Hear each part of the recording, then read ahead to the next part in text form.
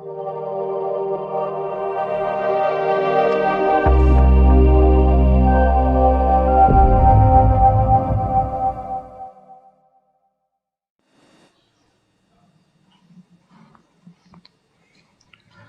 Student, तो देखो वापस स्वागत है आपका आदर्श के ऑनलाइन डिजिटल परिवार में। देखो हमने सॉल्यूशन चैप्टर पूरा कंप्लीट कर लिया था, ठीक है। तो अगर उससे रिलेटेड कुछ भी क्यूरी हो, आपको कोई भी डाउट हो, तो डाउट सेक्शन में आप उसको डाल सकते हैं, या फिर स्कूल में अपने जो अपना ऑफिस है उसमें संपर्क कर सकते हो कि सर इस तरह की हमारी डाउट है, तो उसको क्लियर किया जाए, ठीक है। तो आज हम एक नया चैप्टर स्टार्ट करने जा रहे हैं, फिजिकल केमिस्ट्री का, जो बहुत ही ज़्यादा इम्पोर्टेंट है आपके जेई पॉइंट ऑफ व्यू से और नीट के पॉइंट ऑफ व्यू से भी बहुत ज़्यादा इम्पोर्टेंट है। 12th में भी हालांकि उससे क्वेश्चन आते हैं, लेकिन अच्छा चैप्टर है फिजिकल केमिस्ट्री का, दैट इज़ इलेक्ट्रोकेमिस्ट्री। क्या नाम है उसका? इलेक्ट्रोकेमिस्ट्री। तो आज हम इस इलेक्ट्रोकेमिस्ट्री स्टार्ट कर रहे हैं, वैद्युत रसायन, जो आपकी केमिस्ट्री का 3rd चैप्टर है, ठीक है। तो देखो क्या नाम है चैप्टर का? इलेक्ट्रोकेमिस्ट्री। देखेंगे हम इस चैप्टर के अंदर क्या क्या है, इसके अंदर क्या क्या हम पढ़ने वाले हैं, क्या क्या डिस्कस करेंगे, किस टाइप के क्वेश्चन आते हैं इस चैप्टर से। और बहुत ही अच्छा चैप्टर है, और ये चैप्टर मेनली 3 चैप्टर से बिलोंग भी करता है, आपकी 11th के चैप्टर से। कौन कौन से? एक तो आपका रेडॉक्स अभिक्रिया, जो आपकी 11th का चैप्टर था। एक था थर्मोडायनेमिक्स, उष्मा गतिकी, और एक था आपका इक्विलिब्रियम यानी कि साम्यावस्था। तो इन तीनों चैप्टर से रिलेट होकर ये क्या आता है आपका इलेक्ट्रोकेमिस्ट्री। घबराने की ज़रूरत नहीं है, अगर आपको तीनों चैप्टर नहीं आते हैं तो मैं हूं ना यहाँ पे। तो आपको उन तीनों चैप्टर को, अगर आपको वो आते हैं तीनों चैप्टर जो 11th के हैं, तो आपको बड़ा अच्छे से तबीयत से समझ में आएगा। अगर नहीं आता है, वो चैप्टर नहीं आते हैं, तो मैं किस लिए हूँ फिर। तो वो तीनों चैप्टर को यूज करते हुए हम इस इलेक्ट्रोकेमिस्ट्री को स्टार्ट करेंगे और पूरे हाई लेवल तक ले जाएंगे इसको, कि नीट में किस तरह से क्वेश्चन आते हैं इसके, ठीक है। और रही बात उन चैप्टर को रिलेट करना का, कि रेडॉक्स का कितना पर्सन इसमें आएगा, कितना पोर्शन इसमें आएगा, तो वो जहाँ जहाँ मुझे ज़रूरत पड़ेगी तो मैं आपको बेसिक करवा दूंगा, ठीक है। तो आप हेडिंग डाल लीजिए इलेक्ट्रोकेमिस्ट्री। तो देखो इस इलेक्ट्रोकेमिस्ट्री में हम इसको 3 पार्ट में डिवाइड करते हैं। इस चैप्टर को हम 3 पार्ट में डिवाइड करते हैं। एक फर्स्ट चैप्टर है, फर्स्ट पार्ट है आपका गैल्वेनिक सेल, गैल्वेनिक सेल या वोल्टाइक सेल भी बोलते हैं इसको, वोल्टाइक सेल भी बोलते हैं, हिंदी में यही नाम है इसका, गैल्वेनिक सेल या वोल्टाइक सेल, वोल्टाइक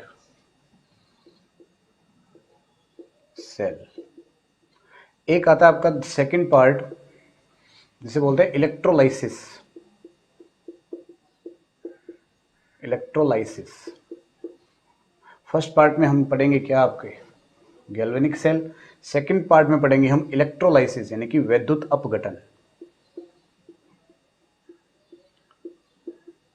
वैद्युत अपघटन। और जो थर्ड पार्ट है उसमें हम पढ़ेंगे कंडक्शन, कंडक्शन यानी कि चालकता या चालकत्व। तो मेनली 3 पार्ट ही हम इसके अंदर डिस्कस करेंगे। फर्स्ट पार्ट कौन सा है आपका? That is galvanic cell. Galvanic cell क्या होता है, किस तरह से काम होते हैं, ठीक है। तो इलेक्ट्रोकेमिस्ट्री चैप्टर जो है वो किसके बारे में, ज्यादातर नाम ही पढ़ा देखो, इलेक्ट्रोकेमिस्ट्री, यानी कि इसमें आप पढ़ोगे इलेक्ट्रो यानी कि वैद्युत, क्या नाम हो गया इसका यहाँ पर, वैद्युत। और ये क्या नाम हो गया इसका, रसायन। चैप्टर का नाम में घुसा है इसके, क्या पढ़ने वाले हैं हम यहाँ पर क्या पढ़ने वाले हैं कि विद्युत ऊर्जा को किस में कन्वर्ट करेंगे हम, रासायनिक ऊर्जा को, या रासायनिक ऊर्जा को किस में कन्वर्ट करेंगे, विद्युत ऊर्जा को में, यानी कि इलेक्ट्रिकल एनर्जी को हम किस में कन्वर्ट करेंगे, केमिकल एनर्जी में, और केमिकल एनर्जी को किस में कन्वर्ट करेंगे, इलेक्ट्रिकल एनर्जी में। तो मेनली बस यही प्रोसेस है इस चैप्टर के अंदर, और इस चैप्टर को हमने फर्दर 3 डिवाइड में कर दिया है, 3 टाइप में डिवाइड कर दिया। तो एक एक करके हम इसको पढ़ेंगे। चैप्टर चलेगा, लंबा भी चलेगा, लेकिन लंबा इसलिए चलेगा क्योंकि हम नीट के पॉइंट ऑफ व्यू से इस प्रिपरेशन कर रहे हैं। बोर्ड तो करेंगे करेंगे, साथ में नीट के भी क्वेश्चन करेंगे। ठीक है, तो सबसे पहले आप हेडिंग डालो, आपने नोट कर लिया होगा। ठीक है, तो इसके अंदर आप हेडिंग डालो सबसे पहले इलेक्ट्रोकेमिस्ट्री चैप्टर डालने के बाद सबसे पहले हम पढ़ेंगे electrochemical cells. Electrochemical cell, electrochemical cells यानी कि विद्युत रासायनिक सेल। क्या होते हैं विद्युत रासायनिक सेल? कि a device which is used to interconvert chemical and electrical energy each other. कि एक ऐसी युक्ति या ऐसा एक सेल जो क्या करे, केमिकल एनर्जी को इलेक्ट्रिकल एनर्जी में कन्वर्ट कर दे। तो लिख दो इसके अंदर, ऐसा सेल जो रासायनिक सेल को विद्युत रासायनिक ऊर्जा को विद्युत ऊर्जा में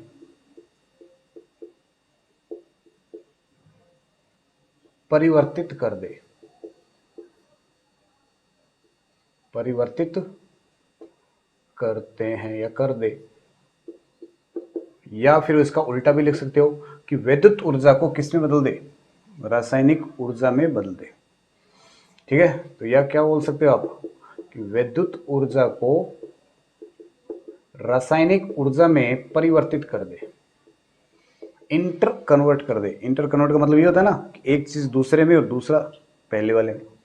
ठीक है, तो विद्युत ऊर्जा को रासायनिक ऊर्जा में या रासायनिक ऊर्जा को विद्युत ऊर्जा में परिवर्तित कर दे।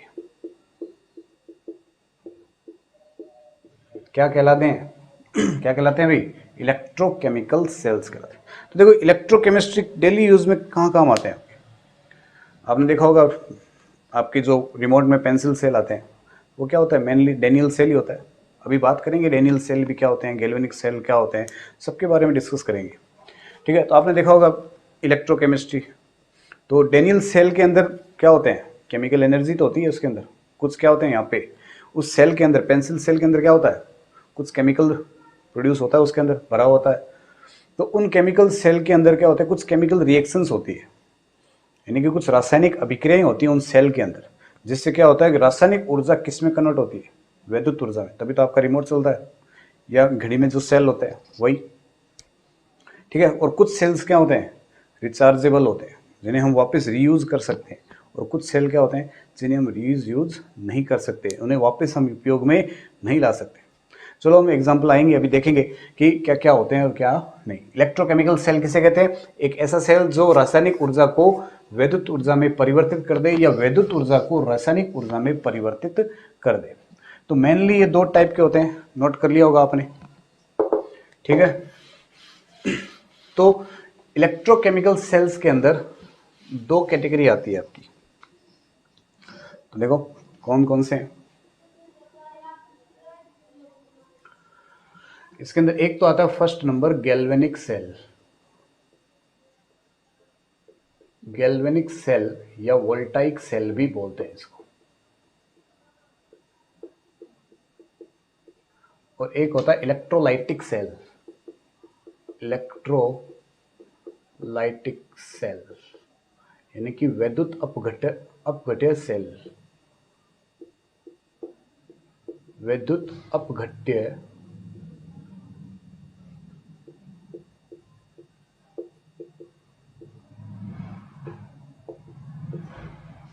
ठीक है, ये क्या हो गया आपका गैल्वेनिक सेल।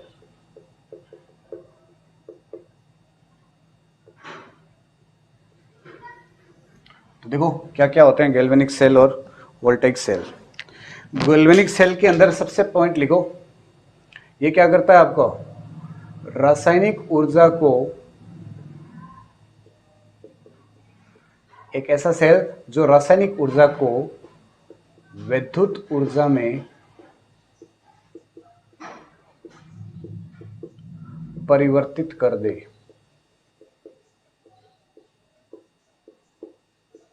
और इसके लिए उल्टा हो जाएगा कि एक ऐसा सेल जो विद्युत ऊर्जा को किसमें बदल दे,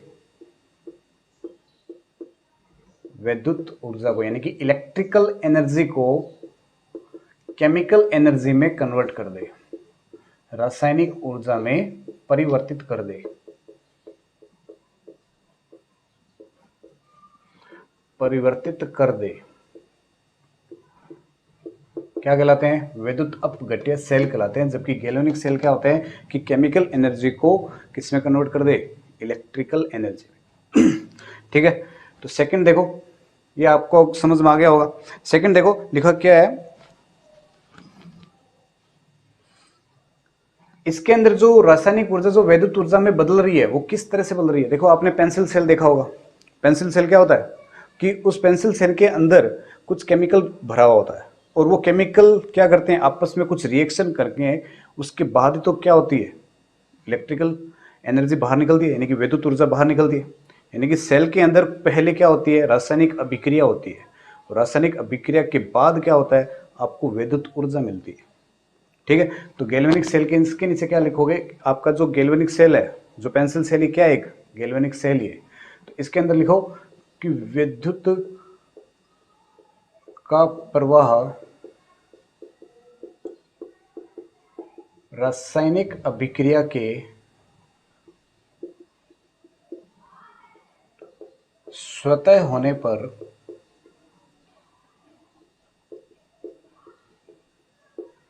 पर होता है। कि अंदर गैल्वेनिक सेल के अंदर क्या होता है कि पहले केमिकल रिएक्शन क्या होती है, स्वतः ही अपने आप क्या करते हैं, केमिकल रिएक्शन करवाते हैं। क्या पेंसिल सेल में हम रिएक्शन करवाते हैं क्या उसके अंदर, नहीं ना, क्योंकि सेल के अंदर क्या है, केमिकल इसी तरह से भरा होता है कि ताकि रिएक्शंस क्या हो, अपने आप हो, स्पॉन्टेनियस हो, अपने आप ही हो। तो गैल्वेनिक सेल के अंदर क्या होता है, स्पॉन्टेनियस प्रोसेस होता है। क्या होता है, स्वतः प्रोसेस होता है। उस स्वतः प्रोसेस में क्या होता है कि रासायनिक अभिक्रिया अपने आप होने पर ही विद्युत का क्या होता है, प्रवाह होता है। जैसे फॉर एग्जांपल आपका सेल, पेंसिल सेल, उसी प्रकार इसके लिए क्या हो जाएगा, इसमें विद्युत का प्रवाह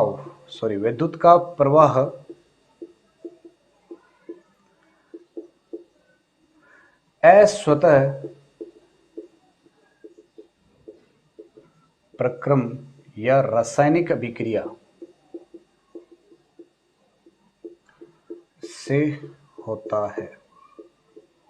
मतलब ऐसे इलेक्ट्रोलाइटिक सेल या ऐसे सेल जो अस्वतः ही नहीं होते, मतलब ऐसे सेल जो स्वतः काम नहीं करते। जैसे मान लो एग्जांपल, आपका फोन, रिचार्जेबल फोन, अगर वो डिस्चार्ज हो गया तो आप उसको क्या करोगे, वापस रीयूज नहीं कर सकते। उसको क्या करना पड़ेगा, वापस चार्ज करना पड़ेगा एक्सटर्नल सोर्स से, कि आप उसको चार्जर में लगाओगे तभी तो क्या होगा, वापस रिचार्ज होगा, तभी तो उसके अंदर क्या होगी, केमिकल रिएक्शन स्टार्ट होगी। ठीक है, और पेंसिल सेल क्या होता है, उसके अंदर अपने आप ही तो होता है, स्वतः ही होता है। हाँ, अलग वो बात है कि वो यूज होने के बाद वापस यूज एंड थ्रो होता है। ठीक है, लेकिन जो रिचार्जेबल होते हैं, आपके जो मोबाइल का हो गया, और रिचार्जेबल सेल भी आते हैं आजकल तो। ठीक है, तो ऐसे सेल जिनमें विद्युत का प्रवाह क्या हो, अस्वतः हो, बाहरी विद्युत न मिलने पर वो काम ही न करे, मतलब एक्सटर्नल सोर्स जब तक काम नहीं करेगा तब तक वो नहीं होगा। देखो जैसे ये मार्कर है, अभी तो मैंने इसको छोड़ते ही ये क्या होगा, नीचे आएगा अपने आप। तो इस तरह के प्रोसेस क्या होगा, स्वतः प्रोसेस, यानी कि स्वतः प्रक्रम कहलाएगा। जैसे आपका rechargeable battery, sorry pencil cell, जैसे मोबाइल में डालते हो या फिर बैटरी में डालते हो, टॉर्च में या रिमोट में, तो अपने आप ही काम करने लग सकता है। लेकिन रिचार्जेबल बैटरी क्या होता है, क्या ये अपने आप ऊपर जा सकता है, नहीं जा सकता ना। क्यों नहीं जा सकता, क्यों सर, ये अपने आप काम करेगा ही नहीं। लेकिन क्या ये ऊपर कभी नहीं जाएगा, जा सकता है। कैसे, जब तक मैं एक्सटर्नल फोर्स इस पर नहीं लगाऊंगा, जब तक बाहरी सोर्स जब तक इस पर काम नहीं करेगा तो ये चीज़ ऊपर नहीं जाएगी। उसी प्रकार आपका मोबाइल की बैटरी, जब तक उस पर बाहरी प्रेशर नहीं होगा या बाहरी कोई भी सोर्स नहीं होगा पावर की, तब तक वो काम नहीं करेगा। तो इलेक्ट्रोलाइटिक सेल कौन होते हैं कि ऐसे बैटरीज जिनमें विद्युत का प्रवाह अस्वतः प्रक्रम या रासायनिक अभिक्रिया से होता है, रासायनिक अभिक्रिया से होता है। आ गया होगा समझ में। ठीक है, तो जल्दी से इसको नोट करो, फिर हम इसके तीसरे नोट पर बात करेंगे।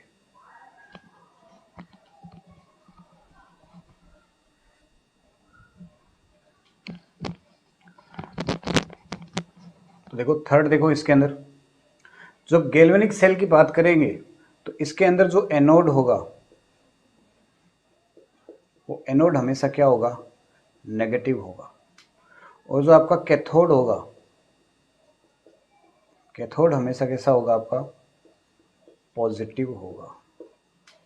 देखेंगे कि एनोड कैसे नेगेटिव है गैल्वेनिक सेल के अंदर, कैथोड पॉजिटिव क्यों है। अभी हम वर्किंग देखेंगे इसकी गैल्वेनिक सेल की, कि वर्किंग कैसे होती है, इसकी क्रियाविधि क्या है सेल की, ठीक है। उसी प्रकार इलेक्ट्रोलाइटिक सेल के लिए एनोड क्या होगा आपका, पॉजिटिव होगा, जबकि कैथोड क्या होगा आपके लिए, नेगेटिव होगा। सर ये क्यों, इधर एनोड नेगेटिव और इधर एनोड पॉजिटिव है, चाहे कुछ भी हो। ये हमेशा याद रखना है कि गैल्वेनिक सेल के लिए एनोड नेगेटिव की तरह काम करेगा और कैथोड क्या होगा, पॉजिटिव, और इलेक्ट्रोलाइटिक सेल के लिए एनोड पॉजिटिव है और कैथोड नेगेटिव। अब ये क्यों है हम आगे डिस्कस करेंगे, तब आपको पता चलेगा कि गैल्वेनिक सेल की वर्किंग की वजह से इन पर एनोड पर क्या आता है, नेगेटिव, और इलेक्ट्रोलाइटिक सेल में एनोड क्या आता है, पॉजिटिव आता है। ठीक है, चाहे गैल्वेनिक सेल पर एनोड चाहे पॉजिटिव हो, चाहे सॉरी एनोड पर चाहे नेगेटिव हो चाहे पॉजिटिव हो, एनोड पर हमेशा क्या होगा, ऑक्सीकरण होगा। एनोड पर ऑलवेज क्या होगा, ऑक्सीकरण, और कैथोड पर क्या होगा, हमेशा अपचयन होगा। चाहे एनोड नेगेटिव हो चाहे पॉजिटिव, इसको हमें ध्यान में नहीं रखना, ठीक है। इधर भी एनोड अगर पॉजिटिव है तो भी क्या होगा, ऑक्सीडेशन होगा, यानी कि रिडक्शन हो, सॉरी ऑक्सीकरण होगा, और इधर क्या होगा आपका, रिडक्शन होगा। ठीक है, तो जल्दी से इसको कॉपी करें। याद रखना बस क्या है कि गैल्वेनिक सेल के लिए 3 बातें आपको याद रखनी है। पहली क्या है कि गैल्वेनिक सेल कौन होते हैं, जो रासायनिक केमिकल एनर्जी को इलेक्ट्रिकल एनर्जी में कन्वर्ट करे, और ये क्या करता है, इलेक्ट्रिकल एनर्जी को केमिकल एनर्जी में कन्वर्ट करता है। इसमें जो इलेक्ट्रॉन की या आवेश या विद्युत धारा की जो प्रवाह है वो किस पर डिपेंड करती है, रासायनिक अभिक्रिया के स्वतः होने पर होता है। जब तक अभिक्रिया स्वतः हो रही है तब तक कौन सा सेल है आपका, गैल्वेनिक सेल है। अगर अभिक्रिया अस्वतः है, मतलब जो बाहरी सोर्स पर डिपेंड कर रहा है, ऐसे सेल क्या करेंगे, विद्युत अपघट्य सेल कहलाएंगे, यानी कि इलेक्ट्रोलाइटिक सेल कहलाएंगे। चाहे गैल्वेनिक हो चाहे इलेक्ट्रोलाइटिक सेल हो, एनोड हमेशा क्या होगा, ऑक्सीकरण करेगा, और कैथोड हमेशा क्या करेगा, अपचयन करेगा। गैल्वेनिक सेल में एनोड नेगेटिव होता है, जबकि इलेक्ट्रोलाइटिक सेल में क्या होता है, पॉजिटिव होता है। ठीक है, ये बातें आपको ध्यान में रखनी है। फिर देखो इन जनरल सामान्यतः जो गैल्वेनिक सेल होते हैं उनके लिए जो इलेक्ट्रोड यूज करते हो आप, इलेक्ट्रोड इन जनरल, अब हेडिंग डालो अब वापस नेक्स्ट, गैल्वेनिक सेल।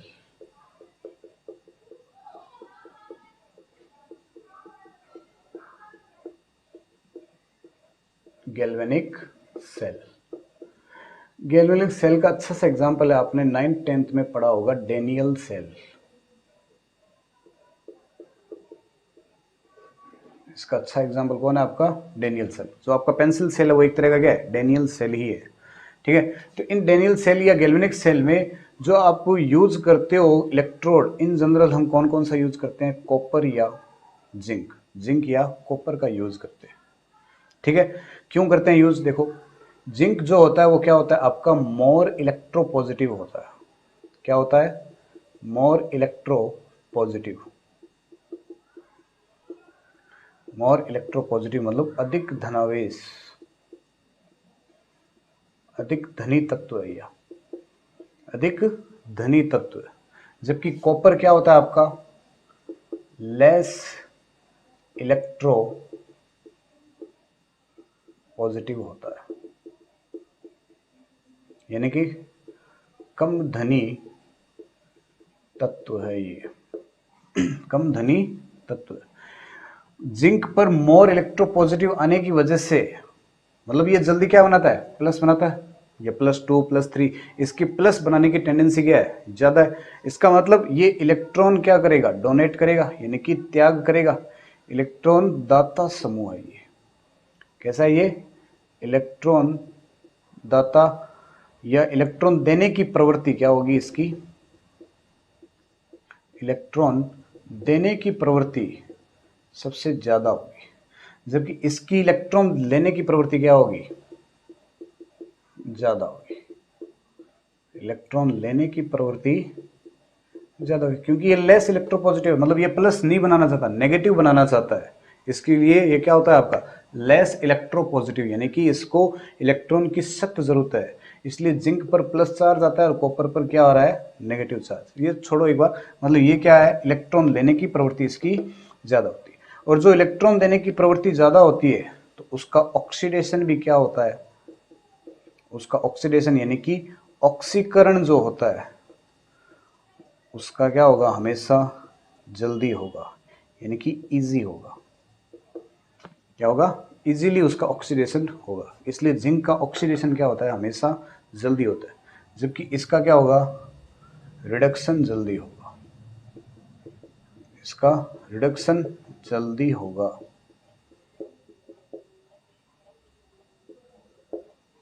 ठीक है, तो जल्दी से इसको नोट करें। फिर हम बात करते हैं एक गैल्वेनिक सेल का कार्यविधि। गैल्वेनिक सेल की मैकेनिज्म क्या है, उसकी कार्यविधि क्या है और उसकी वर्किंग क्या है, कि किस तरह से एक सेल काम करता है और किस तरह से सेल बनाया जाता है और उसका यूज़ क्या है। ठीक है, तो जल्दी से इसको कॉपी करें। फिर हम बात करते हैं गैल्वेनिक सेल के बारे में कि उसकी बनावट कैसी है, दिखता कैसा है और कैसे बनाते हैं, क्यों बनाते हैं। ठीक है, जो भी उसकी वर्किंग होगी उसके बारे में डिस्कस करेंगे।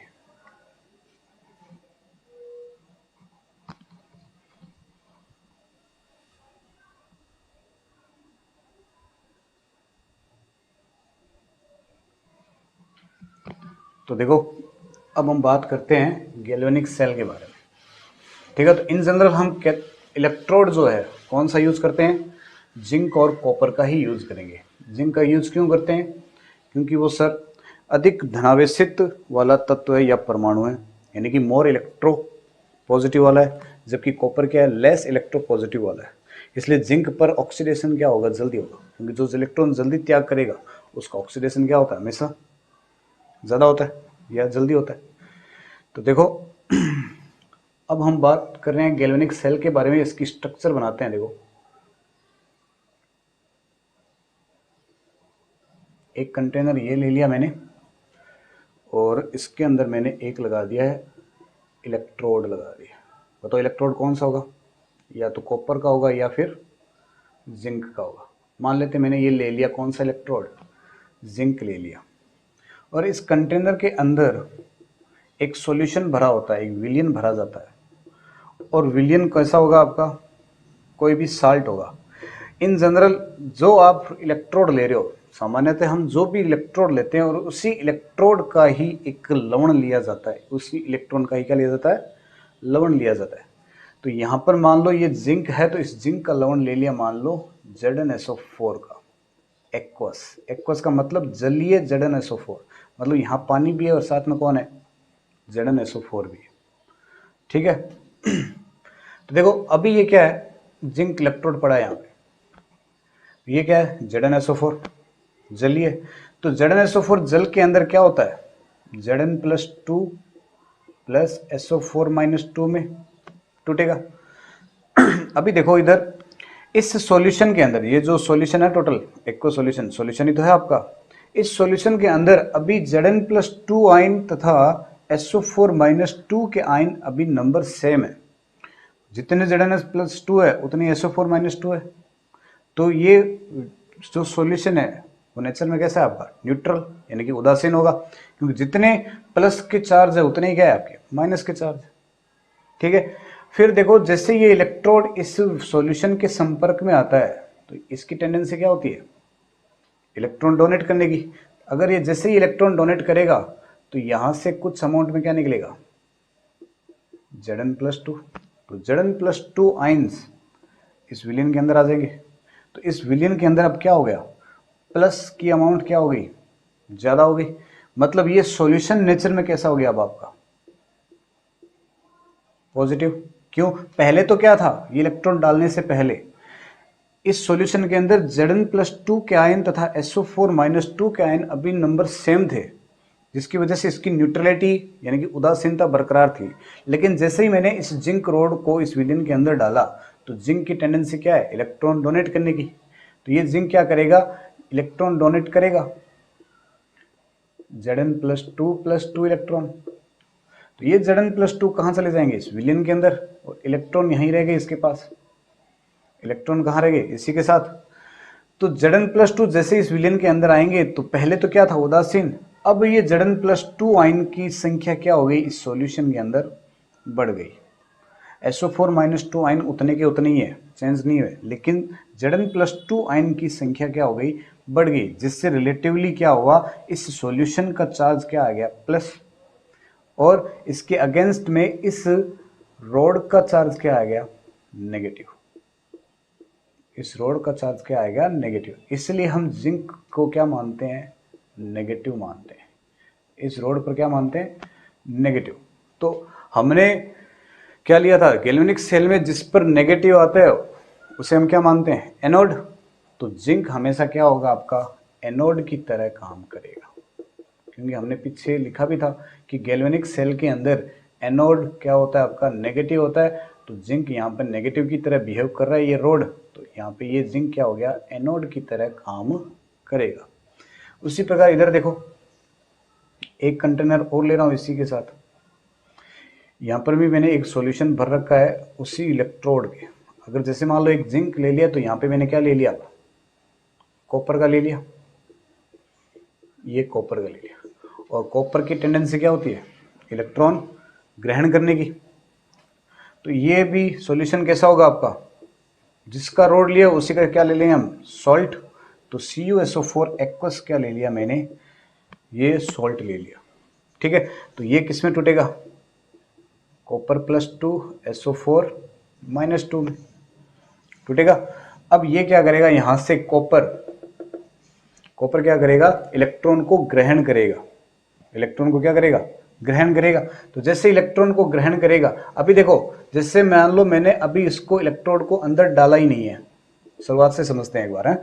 जैसे मान लो इलेक्ट्रोड अभी इसके अंदर नहीं डाला, अभी सिर्फ कौन सा विलयन आपके पास, CuSO4। तो CuSO4 किस में टूटेगा, Cu+2 और SO4-2। तो जितने Cu+2 आयन है उतने SO4-2 आयन होंगे, यानी कि दोनों की आयनों की संख्या सेम है, जिससे क्या है, ये विलयन न्यूट्रल है, अभी उदासीन है। लेकिन जैसे ही मैंने कॉपर का या कॉपर की जो छड़ है या रोड है या इलेक्ट्रोड है, जैसे इसके अंदर डाला, तो कॉपर की टेंडेंसी क्या होती है, इलेक्ट्रॉन ग्रहण करने की।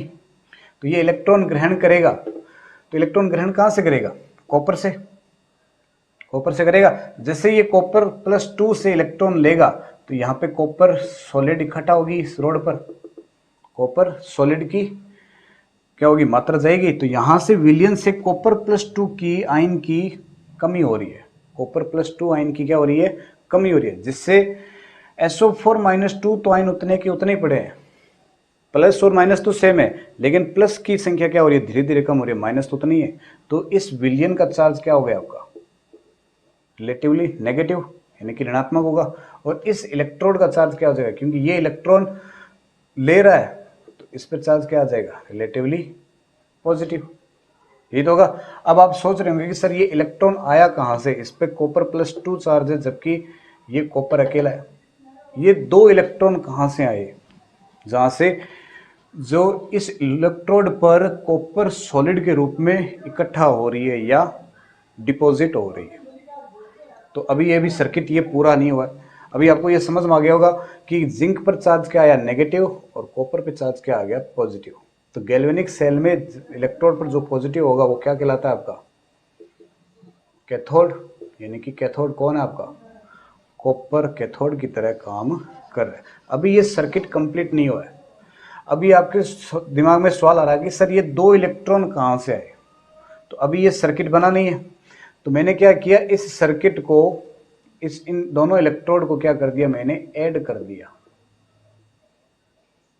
और बीच में एक डिफ्लेक्टर लगा दिया ताकि पता चले कि आयंस रिमूव हो रहे हैं या नहीं चल रहे हैं। ठीक है, तो यहां पर देखो 2 इलेक्ट्रॉन एक्स्ट्रा पड़े हैं, क्योंकि जिंक क्या कर रहा है, 2 इलेक्ट्रॉन को त्याग कर रहा है, 2 इलेक्ट्रॉन इसके पड़े हैं। तो 2 इलेक्ट्रॉन कहाँ जाएंगे, इलेक्ट्रॉन की डायरेक्शन क्या होती है, माइनस से प्लस की तरफ, तो यहां से इलेक्ट्रॉन फ्लो होना स्टार्ट हो जाएगा, यहां से क्या हो जाएगा, इलेक्ट्रॉन फ्लो स्टार्ट हो जाएगा। तो ये दो इलेक्ट्रॉन कहाँ जाएंगे, इस कॉपर के पास, इस कॉपर +2 को दो इलेक्ट्रॉन लेने के बाद इस पर रिलेटिवली चार्ज क्या आ जाएगा, नेगेटिव, और इस पर चार्ज क्या आ जाएगा आपका, पॉजिटिव। इस सर्किट को बोलते हैं एक्सटर्नल परिपथ या बाहरी परिपथ, लिख दो हिंदी में, लिख दो बाहरी परिपथ, इसे क्या बोलते हैं, बाहरी परिपथ।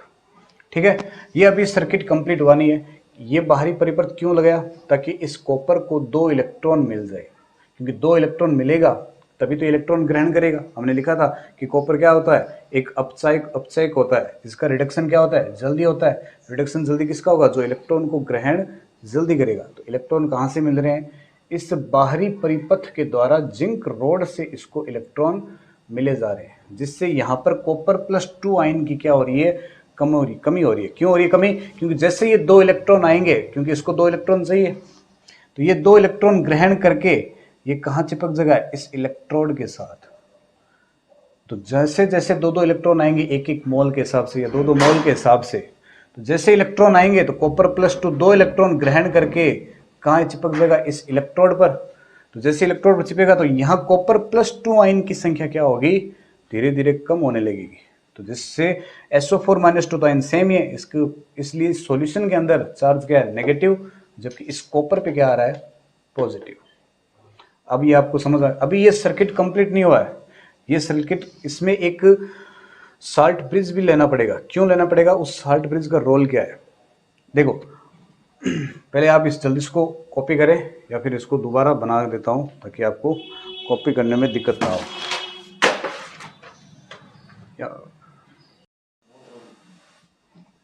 तो देखो अगर नहीं बना है तो दोबारा बना लो एक बार, दोबारा आपको समझा देता हूँ एक बार।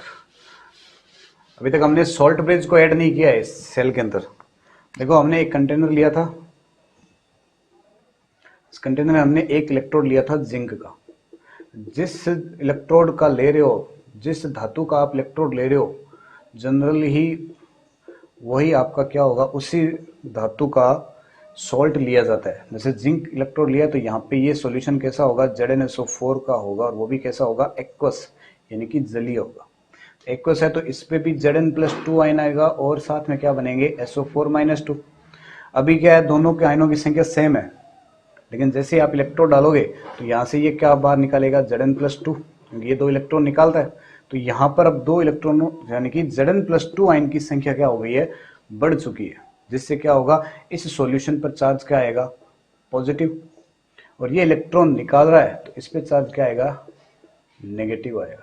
इसलिए नेगेटिव है तो ये जिंक किस तरह बिहेव करेगा, एनोड की तरह बिहेव करेगा।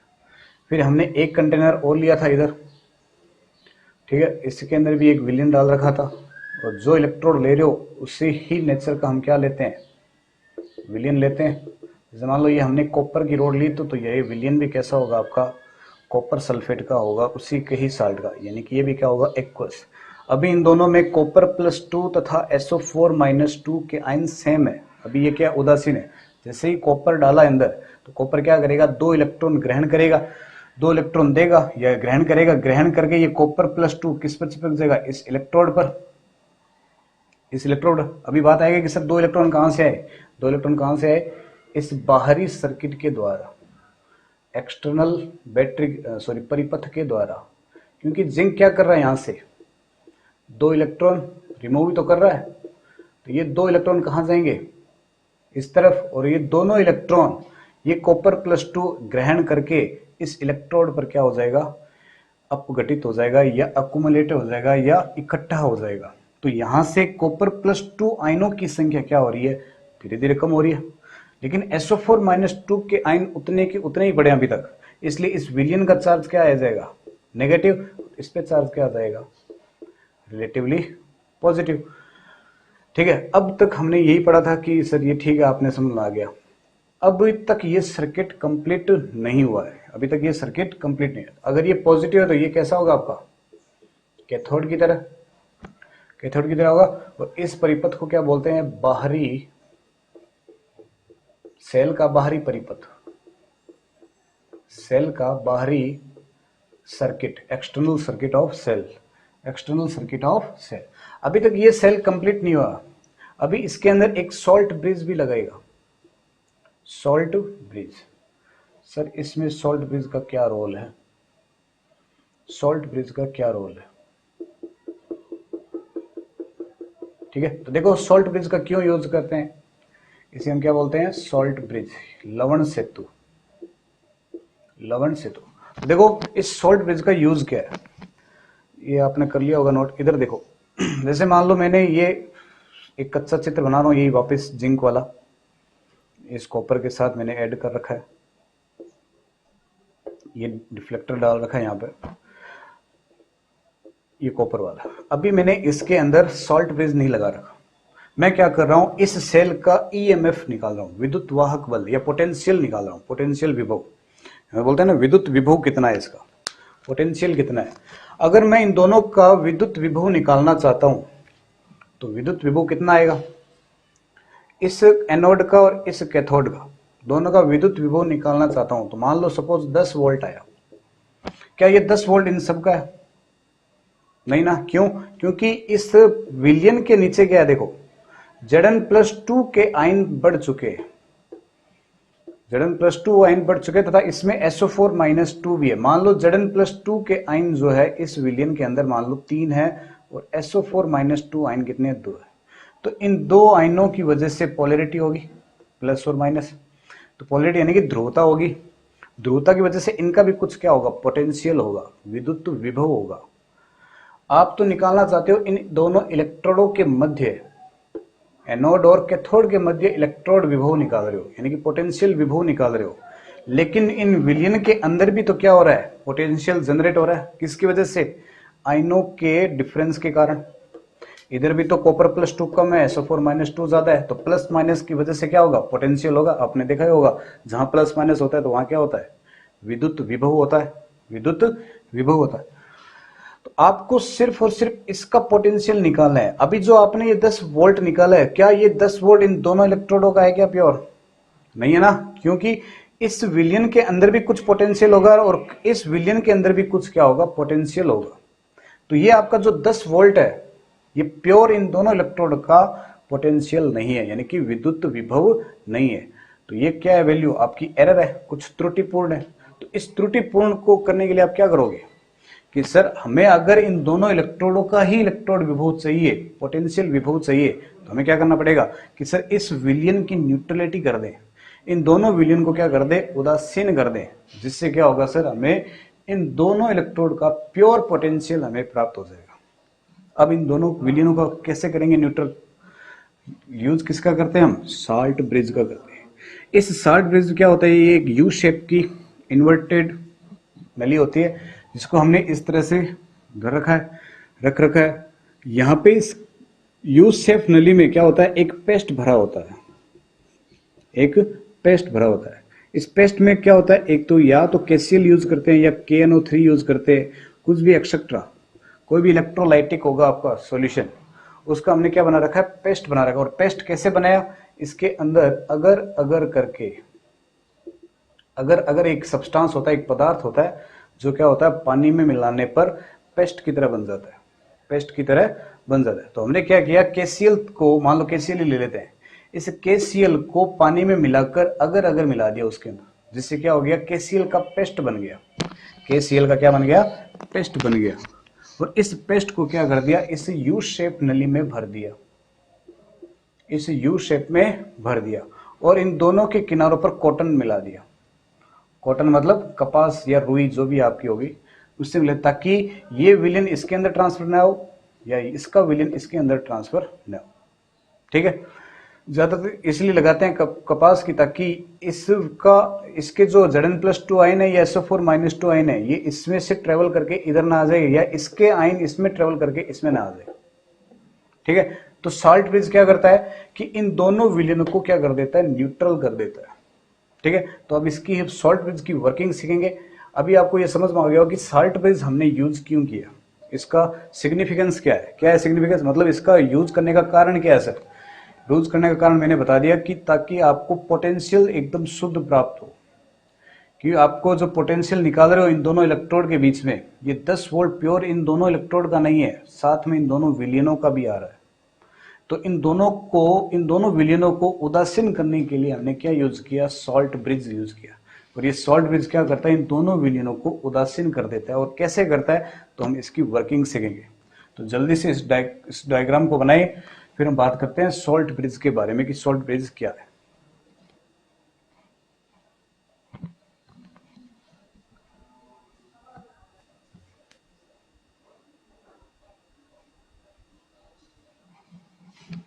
देखो आपको ये सेल समझ में आ गया होगा, ठीक है। ये सॉल्यूशन कैसा था आपका,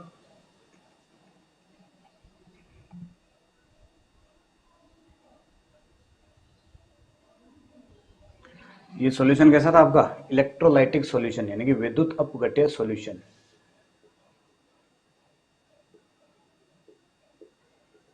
विद्युत अपघट्य विलयन मतलब ये ZnSO4 कैसा है आपका, विद्युत अपघट्य विलयन है, ठीक है। और इस सॉल्ट ब्रिज के अंदर आप KCl निकाल भर सकते हो, KNO3 भी मिला सकते हो, ठीक है। जस्ट लाइक जो भी आपको इलेक्ट्रोलाइट ठीक लगे, आपकी बुक में दे रखा होगा। ज्यादातर हम यूज क्या करते हैं, हम पोटेशियम क्लोराइड ही यूज करते हैं, ठीक है। अब यहां से देखने पर पता है कि जिंक एनोड की तरह काम कर रहा है और कॉपर किस तरह काम कर रहा है, कैथोड की तरह। यहां पर जिंक का क्या हो रहा है, अपघटन हो रहा है, मतलब जिंक यहां क्या हो रहा है, टूट रहा है, जबकि यहां कॉपर क्या है, बन रहा है। तो यहां पर जिंक घुल रही है, देख लो जिंक यहां क्या हो रही है, घुल रही है, जबकि यहां कॉपर क्या हो रहा है, डिपॉजिट हो रहा है, एकत्रित हो रहा है, ठीक है। तो ये याद ध्यान रखना। और यहां पर इलेक्ट्रॉन का फ्लो कहां से कहां हो रहा है, एनोड से कैथोड की तरफ इलेक्ट्रॉन का फ्लो हो रहा है। तो बताओ विद्युत धारा का प्रवाह किस तरफ होगा, कैथोड से एनोड की तरफ। तो यहां से इलेक्ट्रिक करंट क्या होगी, फ्लो होगी, इलेक्ट्रिक यानी कि विद्युत धारा का प्रवाह कहां से कहां होगा, कैथोड से एनोड की तरफ। ये जो सॉल्ट ब्रिज होता है, ये आपका क्या होता है, आंतरिक सेल का आंतरिक परिपथ, सेल का आंतरिक परिपथ यानी कि इंटरनल सर्किट किसका, सेल का, ठीक है। तो यहां तक कोई दिक्कत नहीं होनी चाहिए। फिर देखो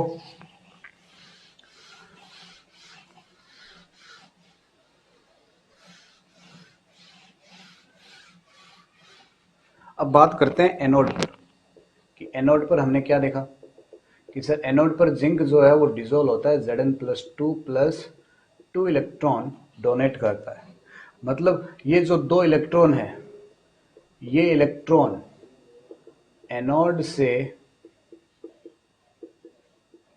कैथोड की ओर प्रवाह होते हैं।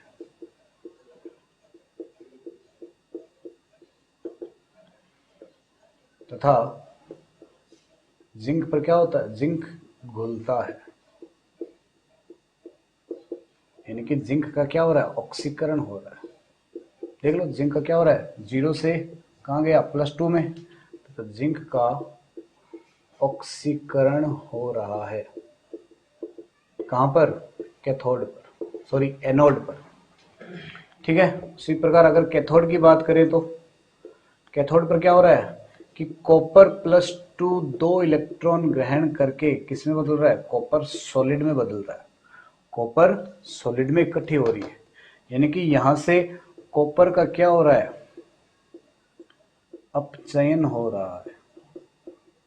अपचयन किसे कहते हैं, जो इलेक्ट्रॉन ग्रहण करता है, ये होता है, ठीक है। और क्या हो रहा है यहां पर कॉपर डिपॉजिट हो रही है, यानी इकट्ठी हो रही है, कहां पर, इलेक्ट्रोड पर, ऐसे लिखना।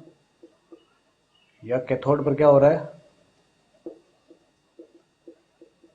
कैथोड पर कॉपर का या कॉपर इकट्ठी हो रही है,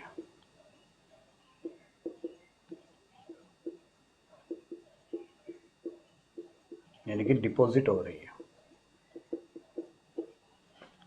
ठीक है। तो आपको समझ में आ गया होगा कि एनोड और कैथोड पर क्या क्या हो रहा है। एनोड पर रिएक्शन कैसी होगी, जिंक किसमें बदल होगा, जिंक +2 इलेक्ट्रॉन में, जबकि कैथोड किसमें हो रहा है, कॉपर +2 में दो इलेक्ट्रॉन ग्रहण करके किसमें बदल रहा है, कॉपर सॉलिड में बदल रहा है, ठीक है। तो ये आपको समझ में आ गया होगा। जल्दी से इसको कॉपी करें, फिर हेडिंग डालो लवण सेतु तथा उसके कार्य। लवण सेतु क्या है तथा उसके कार्य क्या है? सॉल्ट ब्रिज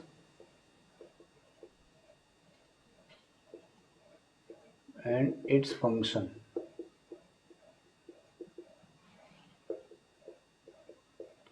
लवण सेतु तथा इसके कार्य।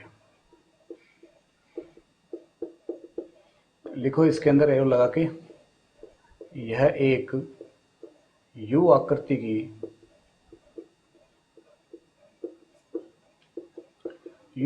की नली होती है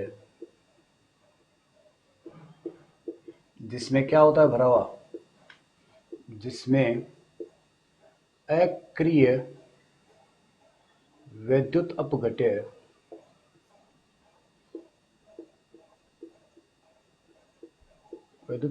जैसे KCl, KNO3, KCl हो गया आपका, KNO3 हो गया, और NH4Cl अमोनियम क्लोराइड भी ले सकते हो, एक्सेट्रा को पेस्ट के रूप में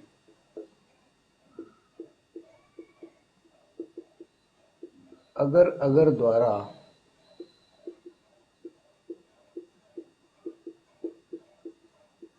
भरा जाता है या भरा होता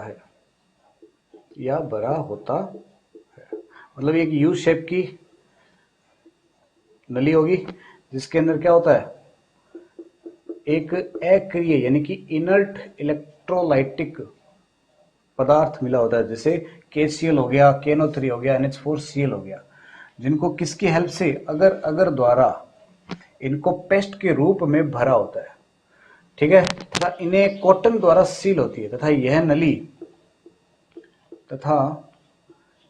नली कपास या रुई द्वारा सील होती है, सील यानी बंद होती है या फिर बंद होती है, ठीक है।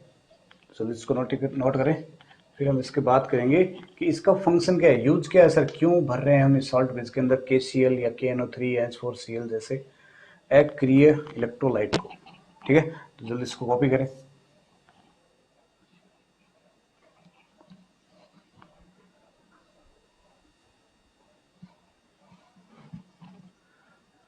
ठीक है, तो ये तो हो गया लवण सेतु के बारे में, क्या है लवण सेतु आपका, ठीक है। अब सवाल ये है कि सर इसका यूजेस क्या है, देखो एक कच्चा चित्र बना रहा हूं वापस वही, ये मैंने मान लो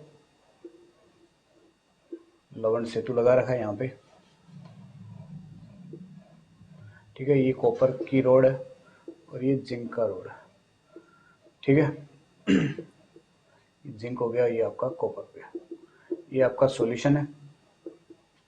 तो बताओ इस सॉल्यूशन के अंदर क्या था, जिंक +2 आयन की संख्या ज्यादा थी, Zn+2, जबकि SO4-2 कम थे, इसलिए ये सॉल्यूशन कैसा था आपका, पॉजिटिव। अभी लवण से तो हमने लगाया नहीं है प्रॉपर, इसके अंदर क्या था, SO4-2 आयन ज्यादा थे, SO4-2 आयन ज्यादा थे, जबकि कॉपर +2 आयन्स की संख्या क्या थी, कम थी, इसलिए इसके रिलेटिव चार्ज क्या थे, नेगेटिव, ठीक है।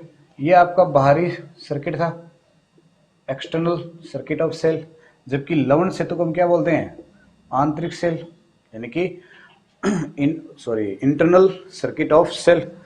तो इस लवण सेतु ने क्या किया यहां से कि हमें क्या करना है, इन दोनों विलयनों को उदासीन बनाना है। और उदासीन कैसे करेंगे कि देखो इसके अंदर हमने क्या डाल रखा है, KCl, तो ये KCl किसमें टूटता है भाई, एक्वस सॉल्यूशन।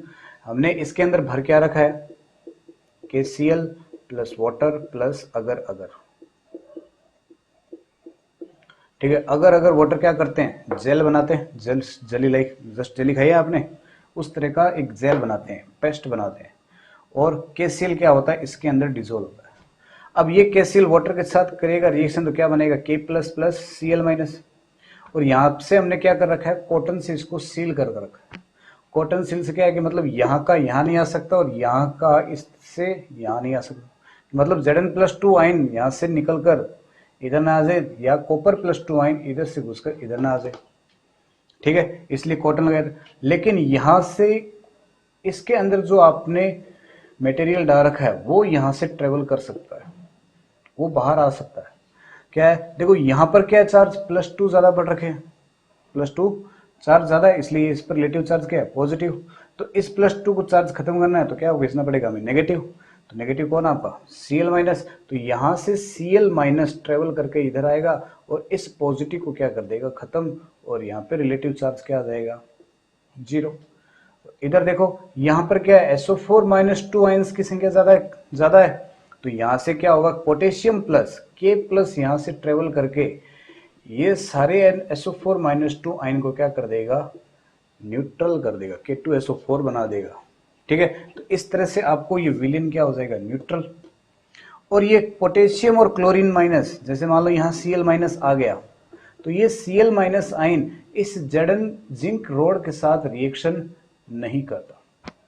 ये Cl- क्योंकि ये खुद क्या है, एक तरह से अक्रिय की तरह भांति व्यवहार कर रहा है, ये Zn+2 के साथ या जिंक के रोड के साथ रिएक्शन नहीं करेगा, ना ही पोटेशियम K+ इसके साथ कोई भी तरह की रिएक्शन नहीं करेगा। इससे इन आयनों को इलेक्ट्रोड से कोई लेना देना नहीं होता, ठीक है। आपको ये समझ में आ गया होगा कि लवण सेतु ने हमने क्यों यूज किया था, ठीक है, ताकि विलयन की न्यूट्रलिटी यानी कि उदासीनता बरकरार रखी जा सके, जिससे हमें पोटेंशियल निकालने के लिए इन दोनों इलेक्ट्रोड के बीच में कितना पोटेंशियल बन रहा है, कितना वोल्ट बन रहा है या कितना विभव बन रहा है, वो हमें क्या हो, प्रॉपर कैलकुलेट हो सके, ठीक है। तो आपको ये समझ में आ गया होगा कि शॉर्ट ब्रिज का यूज क्या है। तो सेकंड नंबर लाइन लिख लो इसी के अंदर, लिख लो, लवण सेतु वैद्युत अपघट्य विलीनों के वैद्युत अपघट्य के विलयनों को उदासीन बनाने के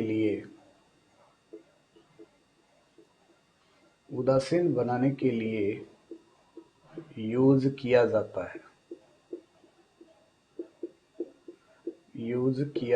है, ठीक है, यूज किया जाता है। तो इसी प्रकार से आपके पास नेट सेल रिएक्शन क्या हो जाएगी, Zn+2 plus zinc plus copper gives Zn+2 plus copper solid. ये थी क्या आपकी, देखो अगर ये नहीं समझ में आ रहा है तो ये देखो, हमने एनोड पर रिएक्शन क्या देखी थी, एनोड पर क्या रिएक्शन थी कि जिंक किस में कन्वर्ट हो रहा है, Zn+2 प्लस 2 इलेक्ट्रॉन, और उसी प्रकार कैथोड पर क्या हो रहा था कि कॉपर+2 2 इलेक्ट्रॉन ग्रहण करके, कहां से, एक्सटर्नल सर्किट से इसने 2 इलेक्ट्रॉन ग्रहण किया और उस इलेक्ट्रोड पर कॉपर क्या हो गया, आपको प्राप्त हो गया, और साथ में क्या मिल गया, बस कुछ नहीं मिला, यही तो है रिएक्शन, कॉपर सॉलिड प्राप्त होगा, ठीक है। तो नेट सेल रिएक्शन क्या होगी, ये आपने रेडॉक्स रिएक्शन में पढ़ा होगा 11th में, क्या होता है, देखो ये इलेक्ट्रॉन 2 इलेक्ट्रॉन, मतलब इस पूरे सर्किट के अंदर इलेक्ट्रॉन एक्सचेंज कितने हुए कि जिंक रोड ने 2 इलेक्ट्रॉन दिए और कॉपर रोड ने क्या किए, 2 इलेक्ट्रॉन ग्रहण कर लिए। तो नेट इलेक्ट्रॉन एक्सचेंज कितने होंगे यहाँ पे, मतलब अदला बदली इलेक्ट्रॉन की कितनी होगी, टोटल 2 इलेक्ट्रॉन की। तो यहां से क्या मैं 2 इलेक्ट्रॉन काट सकता हूं, आपने पढ़ा भी होगा ऑक्सीकरण विधि, ठीक है, किसी भी सेल रिएक्शन को या ऑक्सीकरण या अपचयन विधि द्वारा आप उसको क्या करते हो, सेल रिएक्शन बैलेंस करते हो, आपने 11th में सीखा था रेडॉक्स प्रक्रिया में, जब ये दोनों नंबर सेम होते हैं तो इसको आप क्या करते हो, काट देते हो। अगर मान लो यहाँ पे 3 इलेक्ट्रॉन होते और यहाँ पे कितने होते, 2 इलेक्ट्रॉन, तो आप क्या करते हैं, इसको 2 से मल्टीप्लाई करते और इसको 3 से मल्टीप्लाई, ताकि इलेक्ट्रॉन का एक्सचेंज क्या है, सेम आए। इसलिए आप यहाँ पे क्या कर सकते हो, छह इलेक्ट्रॉन हो जाएंगे, तो नेट इलेक्ट्रॉन एक्सचेंज कितने होंगे टोटल? 6 होंगे। तो अब देखो यहां से भी 2 इलेक्ट्रॉन है, यहां पे भी 2 इलेक्ट्रॉन है, तो ये तो क्या हो जाएंगे, कैंसिल आउट। तो नेट सेल रिएक्शन कितनी होगी, जिंक प्लस कॉपर प्लस 2, क्योंकि 2 इलेक्ट्रॉन तो कट गए, बना क्या जिंक प्लस 2 प्लस कॉपर। ये आपकी क्या होगी, नेट सेल रिएक्शन होगी। तो देखो हमने आज क्या सीखा कि गैल्वेनिक सेल क्या होते हैं, ठीक है, किस तरह से गैल्वेनिक सेल काम करता है, जो आपका डेनियल सेल होता है, ठीक है, किस तरह से विलियन पर चार्ज क्या होता है, कॉपर पर चार्ज क्या होता है, किस तरह से हम एनोड एंड कैथोड की नेमिंग करते हैं कि कौन एनोड होगा और कौन कैथोड होगा, इलेक्ट्रॉन का फ्लो कहाँ से कहाँ होता है, तथा इलेक्ट्रिक यानी कि इलेक्ट्रिसिटी कहाँ से कहाँ प्रवाह होती है, ठीक है। फिर हमने पढ़ा कि जो साल्ट ब्रिज हम यूज करें इसका सिग्निफिकेंस क्या है, हमने क्यों साल्ट ब्रिज का यूज किया, ठीक है। तो आज हम यहीं तक कर रहे हैं, कल हम बात करेंगे इलेक्ट्रोलाइटिक सेल के बारे में, क्या होता है, जो आपका सेकंड टाइप है गैल्वेनिक सेल के जस्ट बाद कौन सा है, इलेक्ट्रोलाइटिक सेल, यानी कि विद्युत अपघट्य सेल क्या होते हैं, ठीक है, किस तरह से सेल रिएक्शन को बैलेंस करते हैं, या किसी सेल रिएक्शन को यानी कि सेल अभिक्रिया को किस तरह से लिखा जाता है, उसका रिप्रेजेंटेशन कैसा होता है, ठीक है। तो आज यही तक कर रहे हैं, कल हम नेक्स्ट बात करेंगे गैल्वेनिक सेल का यूजेस क्या है, ठीक है, क्रिया विधि हमने देख ली है, इसकी मैकेनिज्म या वर्किंग किस तरह से सेल ये काम करेगा, ठीक है। तो आज के लिए इतना ही काफ़ी है, और ये जल्दी से आप इसको नोट करें।